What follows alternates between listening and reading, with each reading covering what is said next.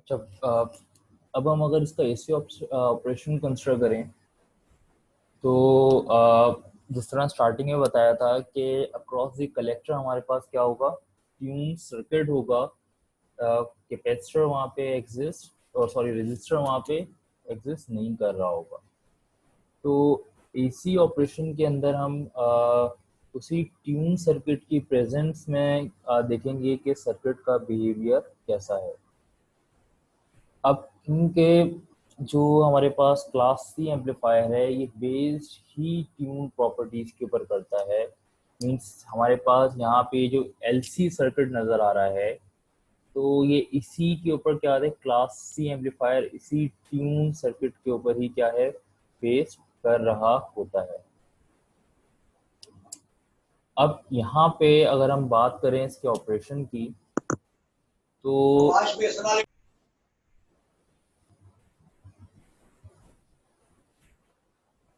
अगर अब यहाँ इसके ऑपरेशन की हम बात कर रहे हैं तो अगर ओवरऑल हम यहाँ पे देखते हैं तो होगा ये कि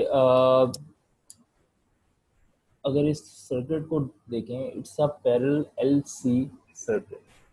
जब पैरेलल एलसी सर्किट यहाँ पे आ रहा है तो जो भी मेरे पास सप्लाई आ रही होगी, ये सप्लाई मेरे पास क्या होगी, एक सर्टेन फ्रिक्वेंसी के ऊपर आगे पास होगी, अदरवाइज ये वर्क नहीं कर रही।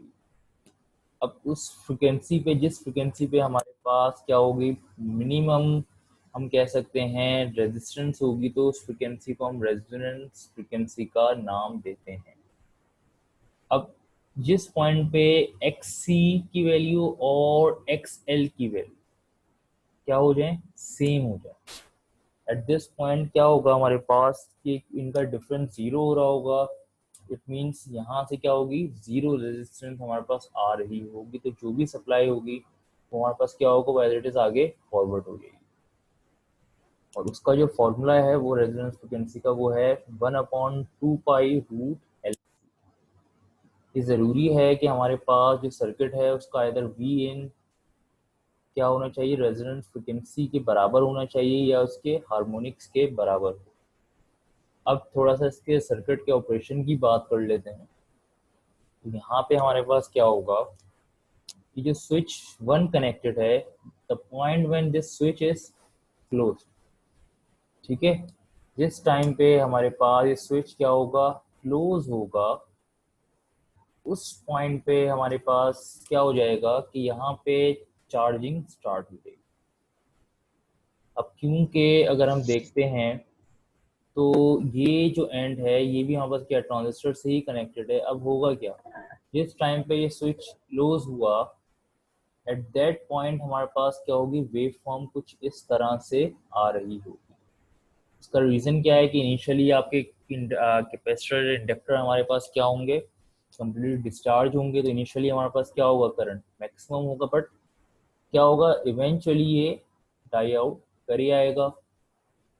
और इस साइकिल को हम लोग फ्लाई व्हील इफेक्ट भी कहते हैं, ठीक है। अब यहाँ पे हमारे पास इसकी वजह से क्या होगा कि कुछ ना कुछ पावर लॉसेस होंगे। दूसरी बात, अगर हम इस वेव फॉर्म को देखें तो it's not a stable wave form, यानी कि मैं अगर आउटपुट की बात करूंगा तो ये मेरे पास एक स्टेबल आउटपुट नहीं है।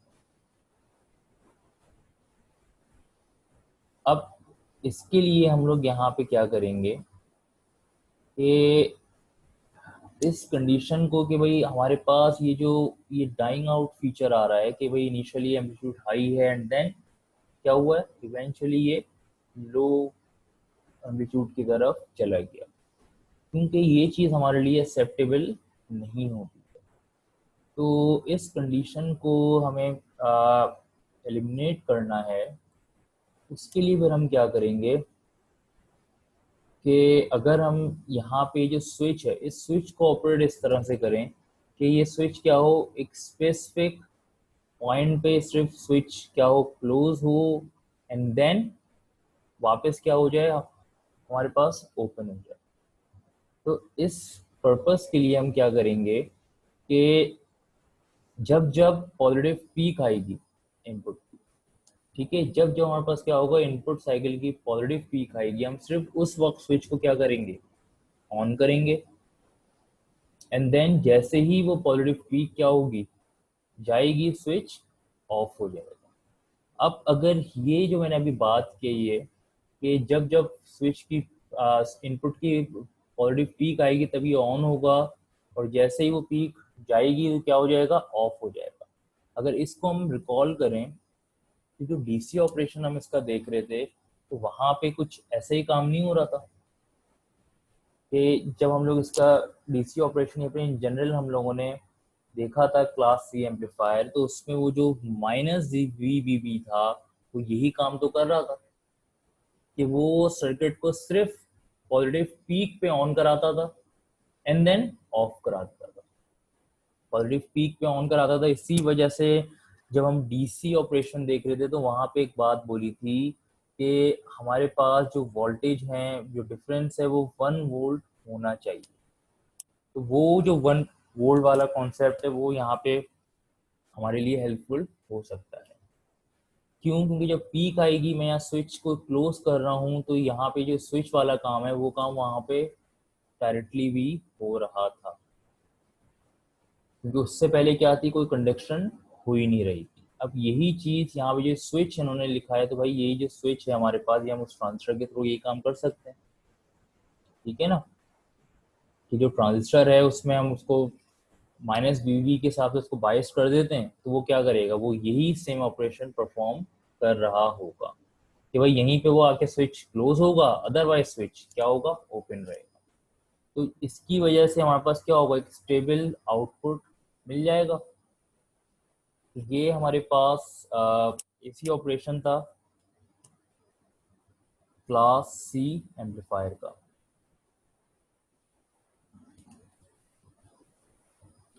फ्लाईव्हील इफेक्ट की अगर हम बात करें कि फ्लाईव्हील इफेक्ट क्या है, फ्लाईव्हील इफेक्ट इटसेल्फ एक्चुअली क्या होता है कि एक बार आप क्या करते हैं, अगर आप किसी ने फ्लाईव्हील देखा होगा, आप एक बार उसको रोटेशन में लिया हो एंड देन वो क्या करता है, वो खुद ही अपनी जो एनर्जी होती है उसी को क्या करता है, यूज करते हुए रोटेट होता रहता है।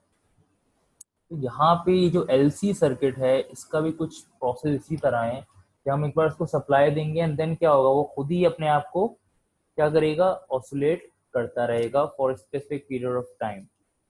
तो इस चीज को हम लोग फ्लाई व्हील इफेक्ट का नाम देते हैं। और ये जो फ्लाई व्हील इफेक्ट की अगर हम बात करें फ्रिक्वेंसी की, तो इसकी फ्रिक्वेंसी एक्चुअली बराबर होती है किसके, रेजोनेंस फ्रिक्वेंसी के, resonant frequency of this LC tune circuit. ठीक है, ये वो रेजोनेंट फ्रिक्वेंसी जिस पे क्या होगा, हमारे पास करंट मैक्सिमम हो जाता है। तो ये हमारे पास एसी ऑपरेशन था, इसको फर्दर देखते हैं। अच्छा, अब एक और हमारे पास कंडीशन है कि क्लास सी एम्पलीफायर को प्रॉपरली वर्क करने के लिए जरूरी है कि क्लास सी एम्पलीफायर के अंदर हमारे पास अगर हम देखते हैं, तो क्लास सी एम्पलीफायर में जो इनपुट वोल्टेज होगा उसकी फ्रिक्वेंसी आइदर बराबर हो रेजोनेंस फ्रिक्वेंसी के, या फिर जो वी इनकी फ्रिक्वेंसी है वो क्या हो, वो जो वो हार्मोनिक के बराबर होनी चाहिए। हार्मोनिक से यहाँ पे क्या मतलब है, इस हार्मोनिक्स का मतलब होता है मल्टीपल ऑफ दैट फ्रिक्वेंसी। हमारे पास ऑड और इवन हार्मोनिक्स होती हैं, हम यहाँ पे इवन हार्मोनिक की बात कर रहे हैं। कि अगर मैं कहता हूँ कि टैंक की जो फ्रिक्वेंसी है वो 3 किलोहर्ट्ज है, और इनपुट वोल्टेज की मैं कहता हूँ फ्रिक्वेंसी 3 किलोहर्ट्ज नहीं है, तो वो 3 अगर नहीं भी है तो इट मस्ट बी 6 किलोहर्ट्ज और 9 किलोहर्ट्ज और सो ऑन। तो ये हमारे पास क्या होता है, ये हार्मोनिक नंबर है कि ऑड वैल्यूज हमारे पास जो आ रही हैं वो हमारे पास क्या है, उस फ्रिक्वेंसी की, यानी कि 3 है, 6 है, 9 है, 12 है। इसी तरह अगर इस एग्जाम्पल को देखें तो यहाँ पे क्या दिया हुआ है कि अगर हमारे पास जो ट्यून सर्किट है उसकी फ्रिक्वेंसी है 2 किलोहर्ट्ज, तो उसकी जो हार्मोनिक होगी हमारे पास वो कितनी होगी कि अगर हमारे पास 2 किलोहर्ट्ज सिग्नल है तो उसकी जो हार्मोनिक है वो हमारे पास 4 किलोहर्ट्ज, 6 किलोहर्ट्ज और 8 किलोहर्ट्ज होगी। ठीक है। अच्छा, अब इसके अलावा यहाँ पे अगर हम देखें कि अगर इसी बात को दोबारा अगर मैं रिपीट करूँ, मैंने यही कहा है कि जब हम क्लास सी एम्पलीफायर की बात करते हैं तो ये एक चीज़ ज़रूरी है कि जो उसकी ट्यून फ्रिक्वेंसी है वो क्या हो, वो मैच करनी चाहिए इनपुट वोल्टेज की फ्रिक्वेंसी से। अच्छा, दूसरी बात, जो हमारे पास आउटपुट फ्रिक्वेंसी होगी, ठीक है, तो वो एक्चुअली बराबर होगी किसके, उस ट्यून सर्किट के, उस टैंक सर्किट की फ्रिक्वेंसी के। मीन्स के अगर हम देखते हैं कि क्लास सी एम्पलीफायर की अगर इनपुट फ्रिक्वेंसी है कितनी, 3 किलोहर्ट्ज, और जो हमारे पास टैंक सर्किट है वो क्या है, वो ट्यून हुआ हुआ है 6 किलोहर्ट्ज पे, तो हमारे पास जो आउटपुट आएगा वो कितना आएगा, 6 किलोहर्ट्ज। तो हम इससे एक चीज और नोट कर सकते हैं कि क्लास सी एम्पलीफायर क्या है, it could be use as a frequency multiplier.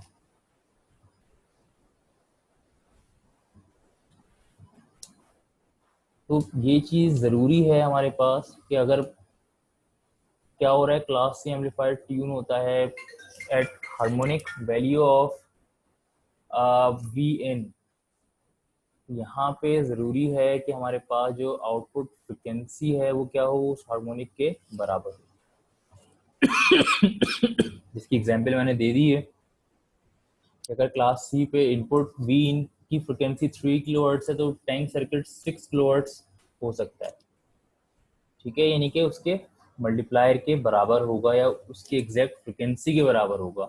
But ये नहीं होगा कि यार 3 किलोहर्ट्ज इनपुट है और आप ट्यून सर्किट को 5 किलोहर्ट्ज पर रख रहे हो, वो वर्क नहीं करेगा। तो क्लास सी के अंदर एक ये चीज बहुत इंपॉर्टेंट है जो कि याद रखना जरूरी है कि हमारे पास क्लास सी की प्रॉपर वर्किंग के लिए जो उसका टैंक सर्किट है उसकी फ्रिक्वेंसी या तो वी इनपुट वोल्टेज की फ्रिक्वेंसी के बराबर हो या फिर क्या हो, जो उसकी हार्मोनिक वैल्यू है फ्रिक्वेंसी की उसके बराबर हो। यानी कि इनपुट वोल्टेज की फ्रिक्वेंसी अगर 2 किलोहर्ट्ज है तो हार्मोनिक्स उसकी बनेंगी 2 की 4 6 8। अब क्या हो, जो टैंक सर्किट है उसकी फ्रिक्वेंसी आइदर 4 किलोहर्ट्ज हो, 6 किलोहर्ट्ज हो, 8 किलोहर्ट्ज हो, सो ऑन, बट इसी मल्टीपल के बराबर होना जरूरी है। ठीक है, तो ये हमारे पास कंडीशन है इसकी जो कि हमें याद रखनी पड़ेगी। देन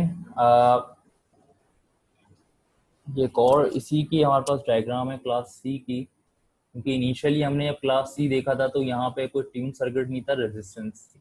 तो अब हम एक्चुअल सर्किट की तरफ आ गए और इस एक्चुअल सर्किट में हम देख सकते हैं इनपुट सप्लाई आ रही है, देन कैपेसिटेंस है, उसके बाद हमारे पास यहाँ पे माइनस वी भी आ रहा है, ट्यून सर्किट इधर है हमारे पास। अब क्या होगा, अगर आप याद करें यहाँ पे क्या आता है, स्विच आ रहा था, तो देखिए मैंने कहा था स्विच को हम क्या करेंगे, रिप्लेस कर दिया ट्रांजिस्टर से, और इस ट्रांजिस्टर को हमने बायस इसी तरह किया है कि ये क्या करेगा, ये सिर्फ पॉजिटिव पीक पे कंडक्ट करेगा, वी इनकी अदरवाइज कंडक्ट नहीं करेगा। उसका फायदा क्या होगा कि हमारे पास आउटपुट स्टेबल आ जाएगा। अब यहाँ पे एक चीज और नोट करने की जरूरत है कि जो वी आउट आ रहा है वो क्या है, वो हमारे पास देखा जाए तो इनपुट के रेफरेंस से अगर हम करंट और वोल्टेज की बात कर रहे हैं यहाँ पे आउटपुट पे, तो वो ये क्या है, वी आउट हमारे पास 180 डिग्री आउट ऑफ फेस है, किससे, करंट से। ठीक है, अब ये आउट ऑफ फेज हमारे पास ऑब्वियस है, एलसी फिल्टर यूज हो रहा है, तो इसकी वजह से भी हमारे पास क्या है, ये आउट ऑफ फेज आ रहा है विद रेफरेंस टू करंट, और वी आउट क्या आ रहा है, 180 डिग्री आउट ऑफ फेज। तो ये हमारे पास क्या होगा, ये हमारे पास पॉसिबल आउटपुट होगा फॉर क्लास सी एम्पलीफायर। ठीक है, ये यहाँ तक किसी को कोई क्वेश्चन है, कोई कंफ्यूजन है? मैं इस लेक्चर को यहीं तक लिमिट कर रहा हूँ। अगर इसमें कोई कंफ्यूजन है तो वो आप पूछ सकते हैं।